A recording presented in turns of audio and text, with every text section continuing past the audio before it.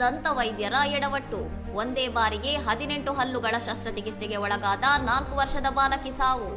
ಕಜಾಕಿಸ್ತಾನದಲ್ಲಿ ದಂತ ವೈದ್ಯರೊಬ್ಬರು 4 ವರ್ಷದ ಪುಟ್ಟ ಬಾಲಕಿಯ 18 ಹಲ್ಲುಗಳಿಗೆ ಏಕಕಾಲದಲ್ಲಿ ಶಸ್ತ್ರಚಿಕಿತ್ಸೆ ಮಾಡಲು ಮುಂದಾಗಿದ್ದು ದುರಂತಕ್ಕೆ ಕಾರಣವಾಗಿದೆ.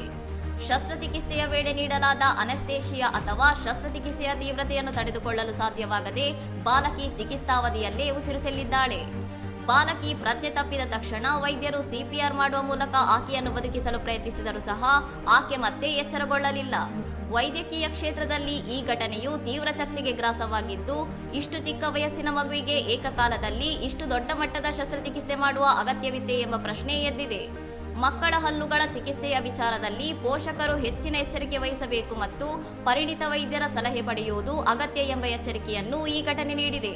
ಇನ್ನಷ್ಟು ಸುದ್ದಿಗಳಿಗಾಗಿ ನೋಡ್ತಾ ಇರಿ ಸೌರಂ ಟಿವಿ.